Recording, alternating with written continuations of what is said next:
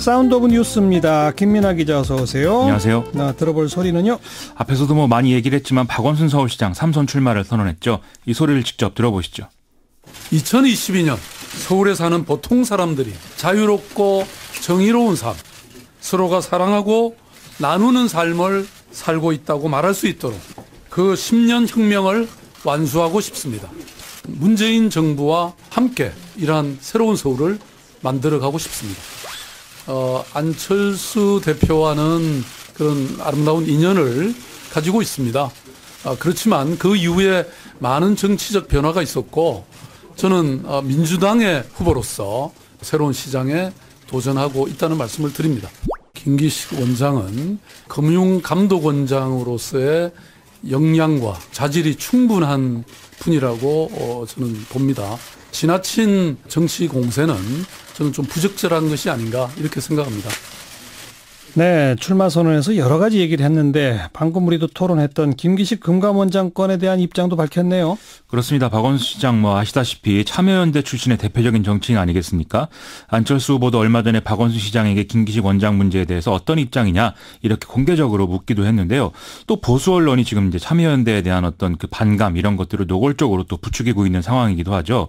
예를 들어 어제 조선일보 사설 제목은 권력의 단물은 다 받아먹는 참여연대였을 정도인데요. 예. 그런 점에서 이제 박원순 시장이 자기 입장을 밝히지 않을 수 없는 그런 상황이었던 것 같습니다. 지금 국민 여론조사 결과로는 좀 우호적이지 않은 상황인데 그래도 일단 편을 들어준 셈이네요. 오늘 나온 여론조사 결과를 보면은 김기식 원장 사퇴 여론이 이제 그 직을 유지하는 것보다는 더 높아 있는 그런 상태거든요. 물론 앞으로 상황 변화에 따라 달라질 수도 있겠습니다만은 어쨌든 이제 정치적으로 보면은 상당히 부담스러운 상황인 것은 맞죠. 근데 이제 피해한다고 피해갈 수 있는 상황도 아니기 때문에 자기 입장을 좀 솔직하게 밝히는 기회로 삼은 것 같습니다. 그리고 그 앞에 문재인 대통령, 안철수 후보에 대해서도 언급을 했네요. 그렇습니다. 문재인 대통령의 지지율이 지금 워낙 높은 상황이기 때문에 이 문재인 정권과의 어떤 연계 이런 것들을 강화하는 전략이다. 이런 해석도 가능할 것 같고요.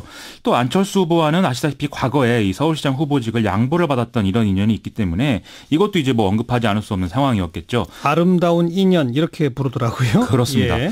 또 안철수 후보가 직접적으로는 언급을 안 하는데 지금 간접적인 방식으로 계속 이 박원순 시장에게 후보직 양보 이 얘기를 이제 여러 차례 한 그런 상황이거든요. 예. 이 박원순 시장의 답변은 결국 공은 공이고 사는 사다 이런 차원에서 지금 나오고 있는데요.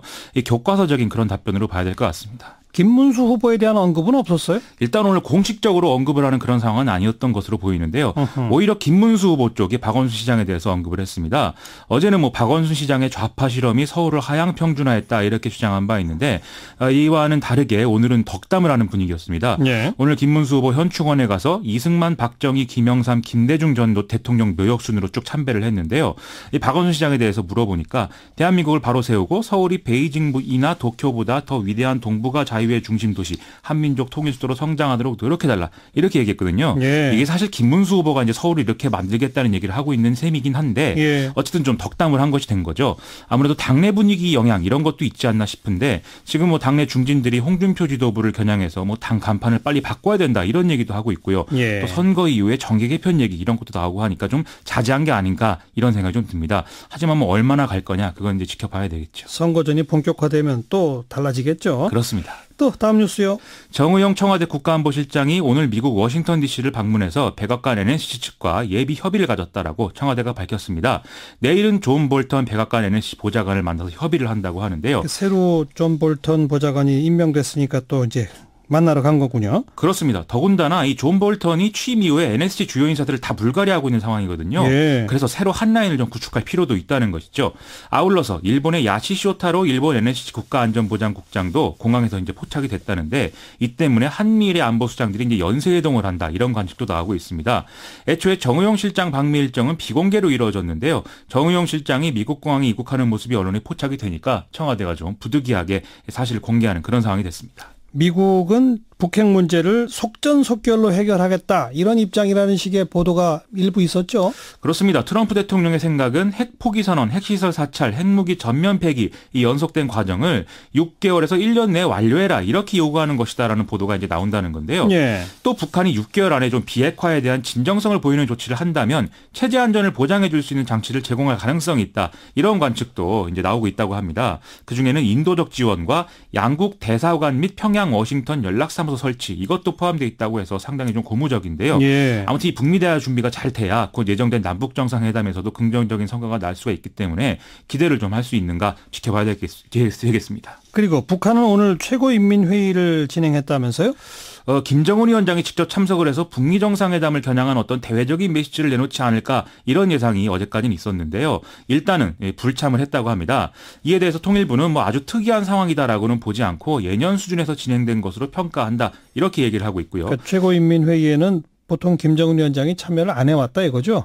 이제 참여를 하는 경우도 있고 안 하는 경우도 있었는데 예. 뭐 할 수도 있고 안 할 수도 있는 것이기 때문에 이게 뭐 어떤 특이 상황은 아니다 이런 해석을 내놓은 거죠. 예. 다만 이제 북한이 김정은 집권 6주년을 기념하는 성격의 이제 중앙 보고 대회를 같이 개최를 했는데 이 과정에서 지난해까지는 뭐 핵무력을 완성하고 뭐 이런 얘기가 여러 가지가 나왔지만 이번에는 이제 핵무력의 어떤 언급이 없었기 때문에 이 점에 예. 좀 주목하고 있는 상황이라고 합니다. 핵이란 단어를 아예 쓰지도 않았다. 그렇습니다. 의미가 있는 거죠. 그렇죠.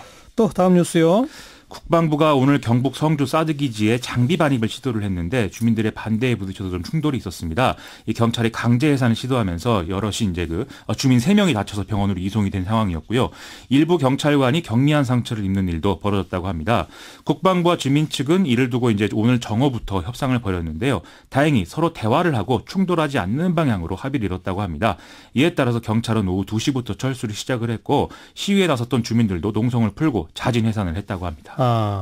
국방부는 어떤 장비들을 들여보내려고 했던 거였었죠, 원래? 이 국방부가 밝힌 바를 보면은요, 장병 숙소의 누수공사, 그리고 오폐수 시설의 보강, 식당 리모델링 등을 위한 자재들을 좀 반입할 계획이었다. 이렇게 얘기를 하고 있고요. 예. 또 작년 11월 달에 사드 기지에 이제 반입된 공사 장비들이 있는데 그것들이 이제 낡기도 했고 여러 가지 보강해야 되기 때문에 반출해야 된다. 이런 설명도 같이 하는 상황이었습니다. 네. 반면 주민들은 지금 환경영향 평가 등의 어떤 그 절차적 문제가 해소가 안 된 상황에서 국방부가 반입하려는 자재가 장병 수소 보강 이런 것에 과연 정말로 쓰이는지를 감시하고 싶다. 그래서 주민 한 명을 좀 사드 기지에 같이 들여보내달라. 이렇게 요구를 한 것이었거든요. 예. 이것은 국방부가 여러 이유로 수용하지 않으면서 이제 충돌이 격해지는 그런 상황이었습니다. 그러면 양쪽이 합의를 봤다는 건 어떤 내용으로 합의를 했다는 거예요? 오늘은 일단 트레일러를 12대만 반입해서 작년 11월에 반입한 포크레인, 불도저, 지게차 이것들을 이제 빼내기로 한다. 여기까지는 이제 합의를 한 것이고요. 아하. 덤프트럭이 원래는 들어가기로 했었는데 주말까지 사드 기지에 들여보내지 않고 앞으로의 협상 결과에 따라서 들어갈지 여부를 판단하겠다. 이렇게 합의를 했다는 것입니다. 일단 이제 뭐 미봉적인 합의로 일단 보이기는 하는데 어쨌든 어떤 뭐 극한 충돌 이런 것들을 막았다는 데에서는 의미가 있는 것 같고요. 예. 특히 국가인권위 직원 5명이 현장에 나와서 주민과 경찰의 충돌 과정 이것을 계속 살펴봤기도 했고 또 극단적 상황에서는 직접 완충 역할을 하기도 했다는 것이거든요. 이게 이제 일종의 모범 사례가 될 수 있기 때문에 앞으로 좀 이런 점에서 주목을 할 필요가 있는 것 같습니다. 네. 그리고 오늘 새벽에 뭐 전남 신안 바닷가에서 어선이 또 뭐 빠졌다고요? 오늘 새벽 전남 신안해상에서 어선이 외국 화물선과 충돌해서 36명 중 3명이 숨지고 3명이 실종되는 사고가 일어났는데요. 해경 발표에 따르면 오늘 오전 0시 37분쯤에 15톤급 근해 자망어선 2007 연흥호가 탄자니아 국적 소속인 498톤급 냉동화물선 싱웨호와 충돌해서 뒤집혔다는 것입니다. 예. 진도 해상교통관제센터는 0시 39분 2분 지난 후에 두 선박의 부표가 겹친 것을 발견하고 0시 42분에 목포 해경 상황실에 전화로 이 상황을 통보를 했는데요. 연흥호 선원 6명 가운데 1명은 해경 구조 요청을 받은 민간 어선에 의해서 새벽 1시 25분쯤 발견됐지만 안타깝게 사망했다고 하고요. 또 2명은 오늘 오전에 해양특수구조대원에 의해서 전복된 어선 안에서 숨진 채 발견됐다고 합니다. 해경은 실종자 수색과 사망자 신원 확인 등을 진행하고 있는 상황입니다. 15톤짜리 조그만 어선이 거의 500톤짜리 큰 화물선하고 부딪힌 건데 왜 부딪히게 됐는지는 혹시 분석이 됐나요? 지금 사고 원인 조사에 해경이 나서 있는 상황인데 아직까지 명확하게 지금 밝혀진 상황은 없고 다만 좀 바람과 파도가 잔잔했고 안개도 없었던 상황이기 때문에 의문이 예. 좀 있는 상황입니다. 예. 좀 제대로 조사가 빨리 돼야 되겠네요. 네, 수고하셨어요. 고맙습니다. 김민아 기자였습니다.